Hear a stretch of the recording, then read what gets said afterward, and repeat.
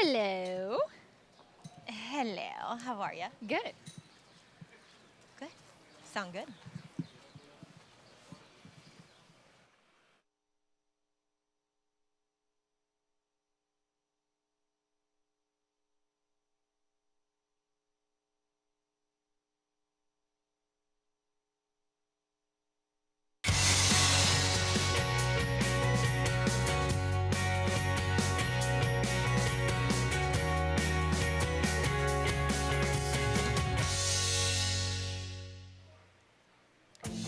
You're watching America's Day at the Races, brought to you by America's Best Racing. For the love of the race, visit americasbestracing.net today. Glad to have you with us on our FS2 coverage as we kick off the special holiday weekend. I'm your host, Acacia Clement, pleased to be joined by Richard Migliori. A little different schedule this week, Richie. I think we're all trying to figure out what day of the week it is, but we'll be racing Friday to Tuesday this week with the July 4th schedule, but a fun weekend coming up. Yeah, fun weekend, and the racing we've got on tap certainly going to provide its own brand of fireworks, if you will. And 4th of July weekend through Tuesday, and then only 3 racing days left, and we're heading northbound.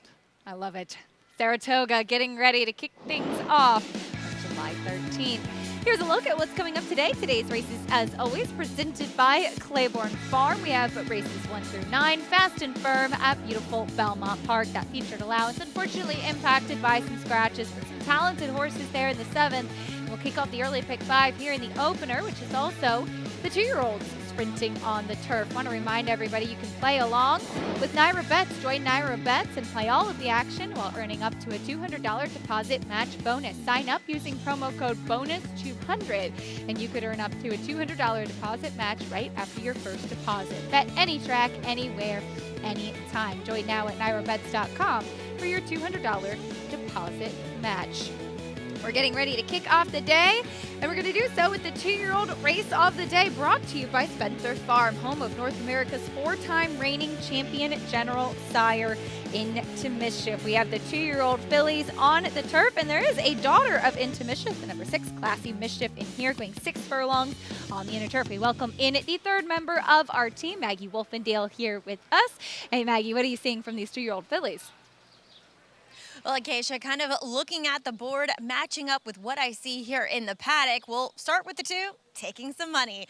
Both of which first-time starters, though one has been in the paddock before and even made it to the gate. We'll get to her in a moment, but the filly who really caught my eye is number 4, Sea Dancer. What a beautifully put-together daughter of Mastery, who, albeit, does not perform very well with his first-time starters. He's only hitting at 4% with his 2-year-old debuters.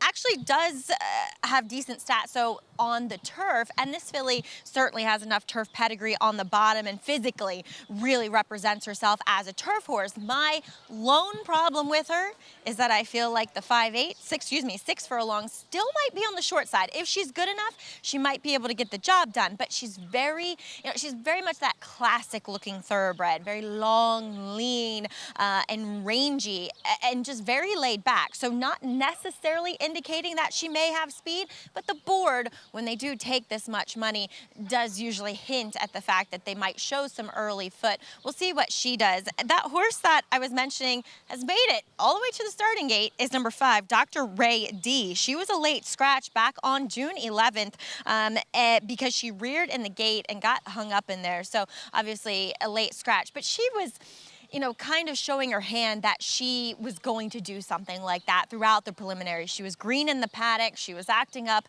out on the racetrack. And today, at least so far, she's been a lot more relaxed here, which is always a good sign. She definitely looks like an out-and-out turf sprinter. Looks as though she might have some early foot to her as well, really well developed behind the saddle. So I'll pay attention, Acacia, to how she behaves out in the racetrack, but so far she's showing much better signs than that would-be effort 2 weeks ago. Good news on her. Maggie, thank you. Dr. Ray D. We'll keep an eye on her as she gets closer to the starting gate as well. So she has been through at least this portion of what goes on in the afternoons already. And she has some pedigree as well, Richie. By Constitution, she was a $130,000 yearling purchase, half to Freewheeler, who is a graded stakes place and a decent turf runner. Yeah, actually, freewheeler. That was trained by Todd Pletcher, and he was proficient at turf sprinting as well. This is an interesting group. We've got a couple different ways to go from a pedigree standpoint, and a horse that's run, ran actually pretty well, I thought. Smooth Waves was very green early, trying to get out a little bit, and that's a foal to English B, who has earned almost $600,000 on the turf. I thought that Smooth Waves would take a bit more money, given the fact that she has that turf experience, not to mention the big pedigree. But as Maggie touched on, when you have first-time starters taking that kind of money, oftentimes the board can really reflect that. But Blinker's going on Smooth Waves for the second start. And typically, the progeny of the late English Channel, they love the turf, but they are better getting more distance and more experience. And as they start to get older as well, she, like you said, was green. She was kind of high-headed, not the easiest to handle in that first race. No, and it's interesting, too, the 5 furlong races, the placement of the gate was basically out towards the middle. A lot of empty space to her inside. And you saw Flavien Prat trying to get down to the fence from that kind of position 8 or 10 wide, even though she broke towards the inside. Just the gate placed more to the middle of the course. And she wasn't really cooperating. She almost looked a little bit lost getting out, head up in the air. Should be better, I think, with the blinkers. We'll talk more about this first race in a moment. We'll take a quick time out. Stay with us here on America's Day at the Races on this Friday at Belmont.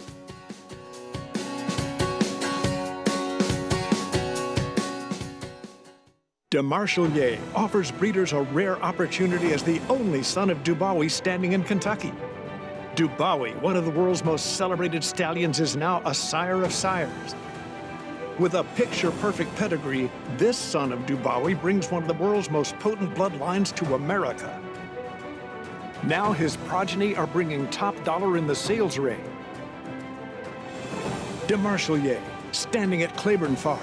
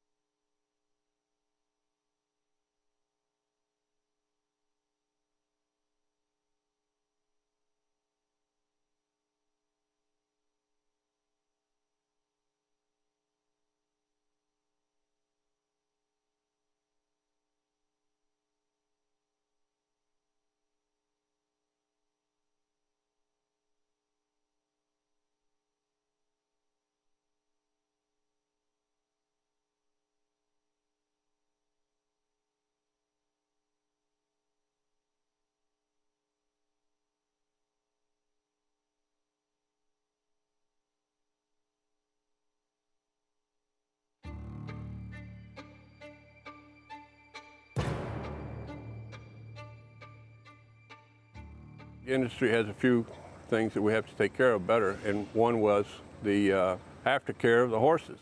If we did nothing, these horses would end up in very bad places. Go back to where we were years and years and decades ago when it was just considered de rigueur that you could just send these horses to slaughter. It's different than any other program that was put into place.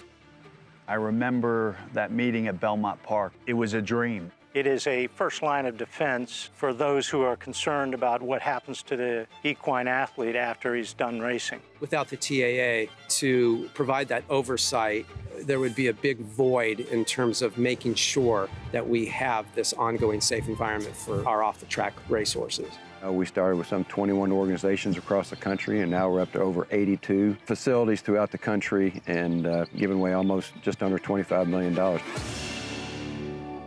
It's the one shining accomplishment that we have that we can point to say we really do love our horses.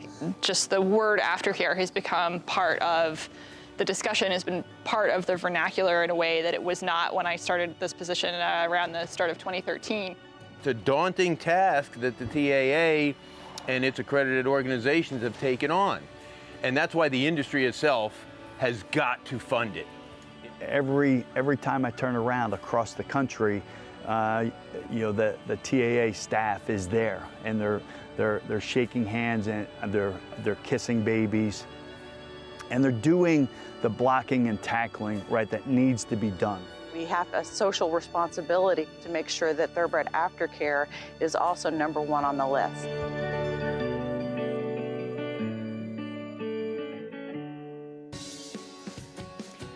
Welcome back to America's Day at the Races. Glad to have you with us on our FS2 coverage. As we mentioned at the top of the show, a fun weekend still to come, and that does include a couple of graded stakes on Saturday here at beautiful Belmont Park. Richie, we'll take a look at the schedule. This is through Tuesday, as mentioned, racing on July 4th, so special Monday, Tuesday card, and then we race Friday, Saturday, Sunday the following week before we head up to the spa.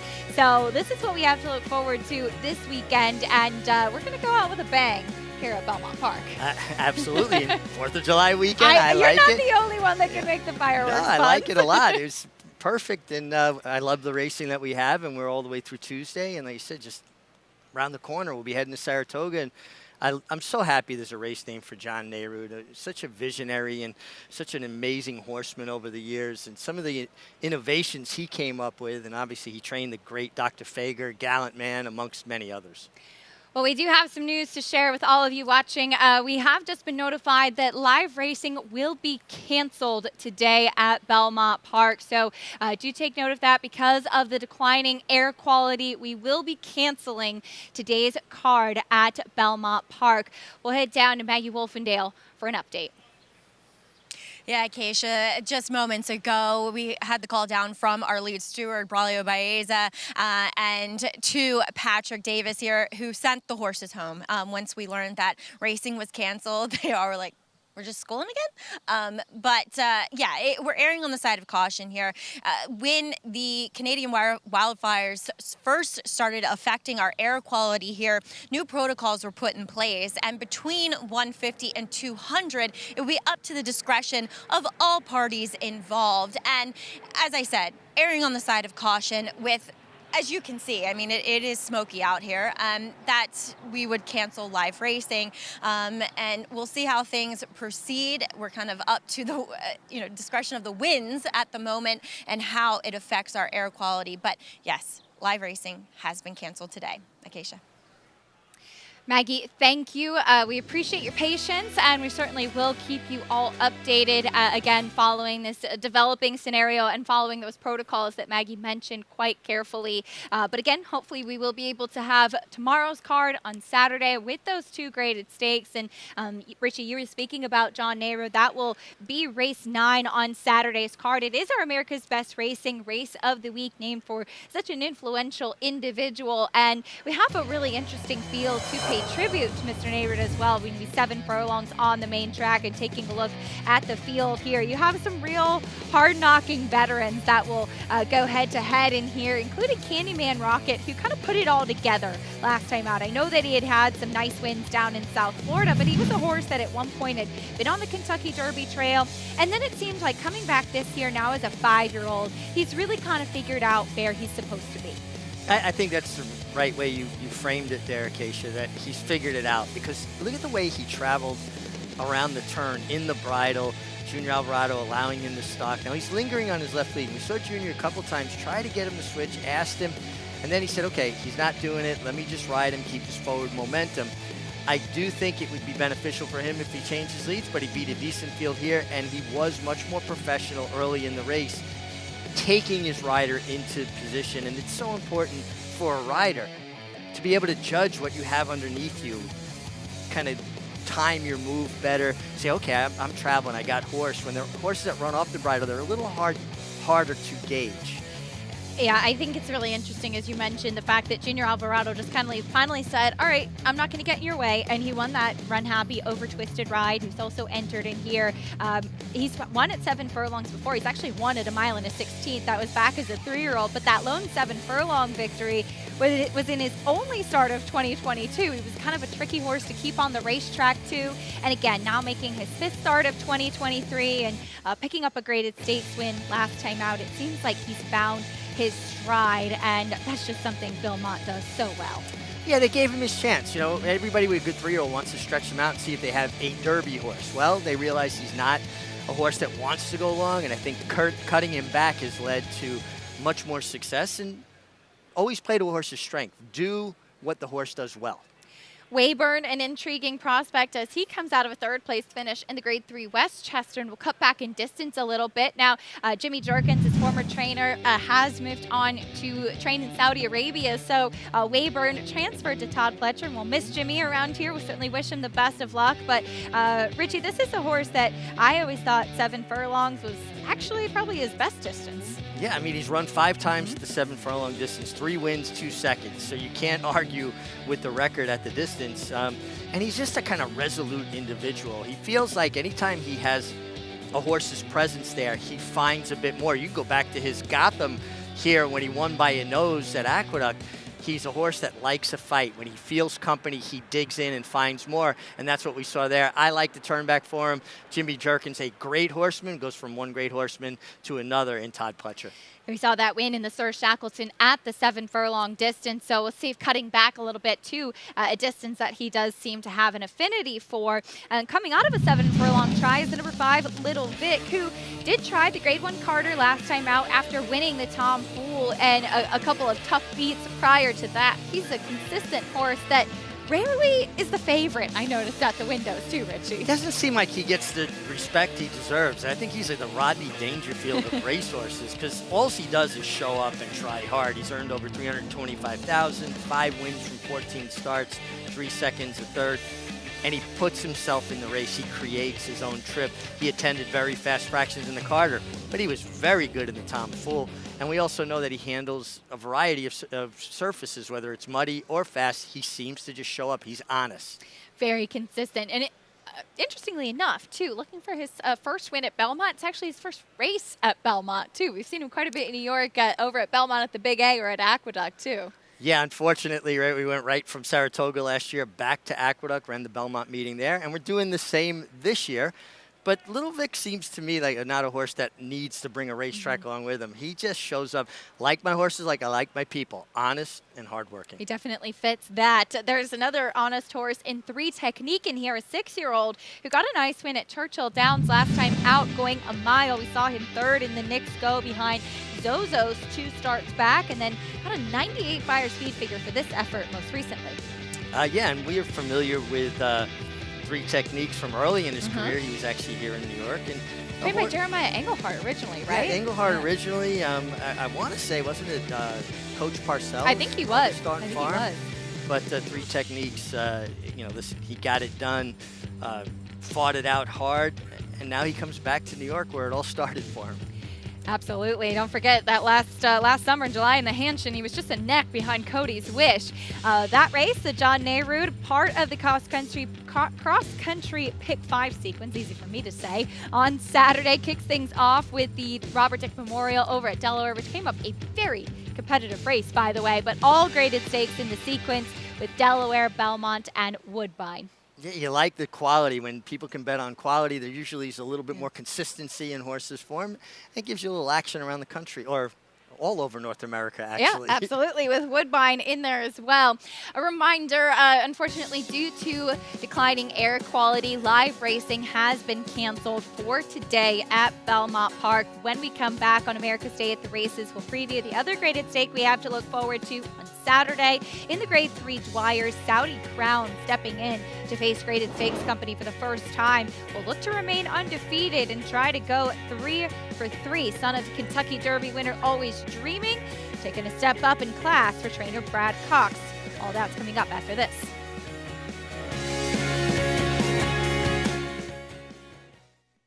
Vote for a horse with strong family values and the performance to back it up. It's going to be early voting in the opener. And early voting wins the Withers wire to wire. He took his campaign to Pimlico with a classic win in the Grade 1 Preakness Stakes. Epicenter trying to gain late. It's early voting to take it from Epicenter, a length and a half. Early voting. Gun Runner's only classic winner. New to Coolmore America. RaceLens is the most in-depth product in horse racing, with unique features found nowhere else. True odds, predictive analysis, and pace projection. RaceLens. It will change the way you follow horse racing and take your game to the next level. The Cross Country Pick 5 combines the best racing from New York with top races from around the country in one bet. Find it in your track menu and play this weekend. Races and free PPs posted at NYRA.com/crosscountry. Caraconte has the potential to be a leading turf stallion in America. Caraconte proved with Spenderella that he can produce an international caliber horse that can run all over the world. Spenderella hanging tough with the advantage to win the Appalachian. I've been fortunate enough to train some top fillies and mares. Spenderella is right up there with the best of them. Spenderella turns it into a procession. I think Caraconte is a horse who has tremendous potential. Caraconte standing at Gainesway. Summertime in New York. It's easy. Easy to plan. Easy to please everyone. Easy to get excited. Easy to get away. It's easy to love New York. Plan your summer getaway at iloveny.com.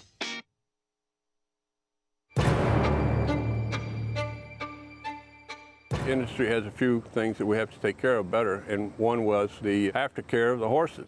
If we did nothing, these horses would end up in very bad places. That can't happen.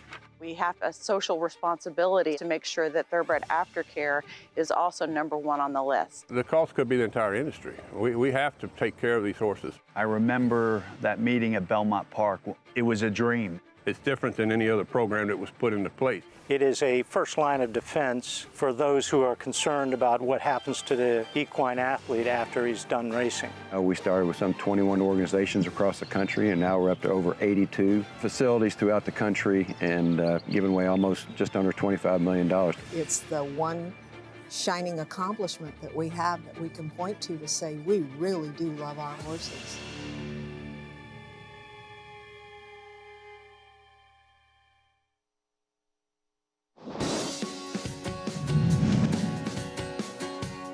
Albert the Great, still there, leading by a length and a half.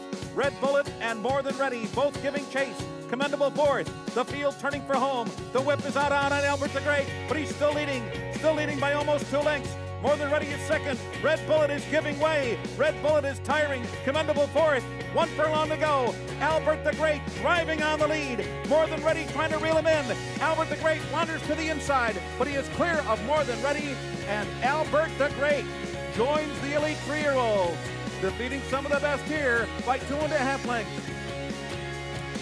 We're getting Miggy with it in the 2000 Dwyer Stakes with Albert the Great, the one and only Richard Migliori aboard. And Richie, I love when we have these replays because you talk me through what was happening during the races. What were you thinking? What was on your mind in that stretch? Well, I was trying to stay out off the fence. I thought the rail had been bad all that week, and Albert the Great always had a little bit of a propensity to want to lug in, and I was keeping him out. He did drift over late stretch. Johnny Velasquez claimed foul. It was a frivolous claim of foul, Johnny, if you're watching. But Albert the Great, that was the 4th time I rode him, 4th win in a row. Unfortunately, he ran poorly in the Jim Dandy, got the boot from Nick Zito, but I was 4 for 5 on him anyway. By the way, as much as I know Johnny loves us, I don't think he's watching right now. He's actually at the Curragh riding this week in Ireland, which I think is so cool. I think it's really cool, too. Yeah. And I saw the pictures of him riding out for Johnny Murtaugh, former champion rider in his own right. I'm going to send Johnny a text and tell him that was a frivolous claim of foul. Come on, I was a length and a half clear. My horse slowly drifted over. He never steadied. Those poor sportsmen. It's a good thing you don't hold a grudge, you know. The Dwyer this year will be race 6 on Saturday, a grade 3 event for the 3-year-olds going a mile on the main track. And take a look at Saudi Crown, or I'm sorry, first we're going to go to Fort Bragg, a horse that is sticking at the mile after he just missed behind General Jim last time out. And the blinker's going back on. He did break his maiden when adding the blinkers back at the start of his career. They tried to get him on the Kentucky Derby trail, just couldn't really make it there. And so sticking at the mile seems to suit him. He's there. Speaking of Johnny Velasquez, he'll be aboard this one. And Fort Bragg on the yellow cap. Yeah, you see, he was outfitted with cheek pieces. Yep. Now he goes to actual blinkers. Johnny Velasquez, some trainers and some jockeys really fit because they have a very similar approach or philosophy on racing. And I think Johnny Velasquez fits with Todd Pletcher, and he fits with Bob Baffert because he's all about getting position going forward and allowing horses to use their stride and having confidence that trainers like Baffert and Pletcher are going to have those horses fit enough where he can kind of keep them going forward through the entirety of the race. And I just think they really hit on something, again, having that confidence in each other and putting horses in the game. And Fort Bragg should really be set up just outside some other speed, projects to work out a really good trip. Now we'll go to Saudi Crown, who will be stretching out in distance. He's 2 for 2 so far. This son of Kentucky Derby winner, Always Dreaming. Obviously, with the pedigree tapping on the bottom side, you'd think he should be able to handle some more distance without any issue. And he's been impressive with some fast fire speed figures in his 2 races so far. He's been very impressive. He won from just off the pace with an outside draw. Then next time he went right to the lead. He's a horse that's quick, drawn inside. You would expect him to show some speed. You get Javier Castellano, who won 2/3 of this year's Triple Crown on 2 different horses, riding in good form, and by far and away, Always Dreaming's best offspring to date. Absolutely. This one sold for quite a bit as a 2-year-old last year in the OBS April sale for $240,000, and he's delivered so far. It was 5-1 on debut as well. Much shorter than that in his next start, both of those in Kentucky, and you will see if he can handle the added distance. I haven't seen him in the flesh, but looking at him on the screen, Richie, it looks like a mile should be well within his scope. Yeah, I think a mile would be well within his scope, and he's also got a pedigree that says he should stretch out, right? Being by Always Dreaming, who did win the Derby at 1.25 miles, out of a mare that was unraced, but her dam ran long on the turf. So from a pedigree standpoint, although, what do we say? Mrs. Marciano had 6 children, only 1 Rocky. Isn't that the truth? Now, there could be a bit of speed in here as Saudi Crown is quick early. So is Harrodsburg. Now, the big key with Harrodsburg will be to keep an eye on him in the pre-race because he was actually a late scratch before the Woody Stevens on Belmont Stakes Day because he got loose in the paddock. And we're watching this race behind Listen to Your Heart, which was against Older Company, and he was so green in all of the preliminaries, Richie, very tough to handle, and then unfortunately getting loose and trying to run back to the barn area ended up being a late scratch when he tried Graded Stakes Company last out. Yeah, and he seems to me, watching the way he runs, like he has one way to go. He's going to go as fast as he can for as far as he can. He's a horse that runs with his ears pinned and bears down. It's not like when he gets clear, his ears come up and he idles. He just runs as hard as he possibly can, especially stretching to the mile. I got to think Harrodsburg makes the lead here, and I don't know if he's going to be easy enough on himself to get the mile distance. All about trying to relax and save a little bit for the stretch. We'll see if he can handle it. Obviously, that's not the first choice for the Connections, too, wanting to run him 7 furlongs in the Woody Stevens. Sure, giving him a bit more of a, kind of a steady progression instead of now having to go right to the mile.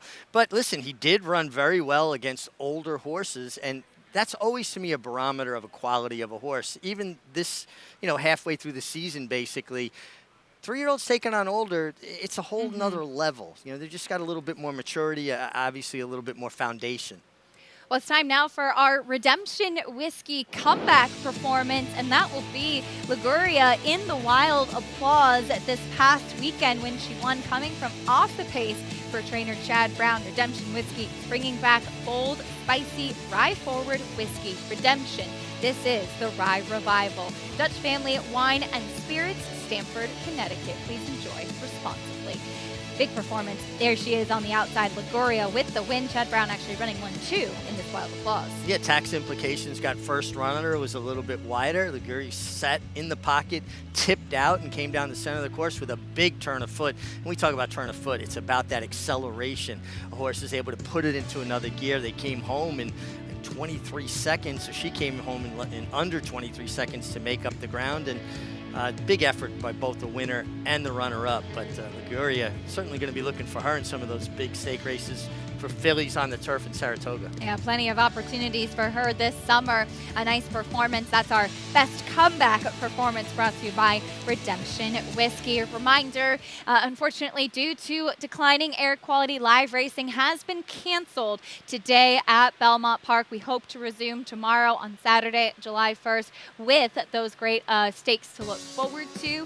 And we march on to the beginning of Saratoga. But first, Richie, we have some fun things to take care of here at Belmont Park. Going to finish Belmont strong and get ready for the Spa. Absolutely. Our next show tomorrow at 1 p.m. Thanks for joining us on America's Day at the Races.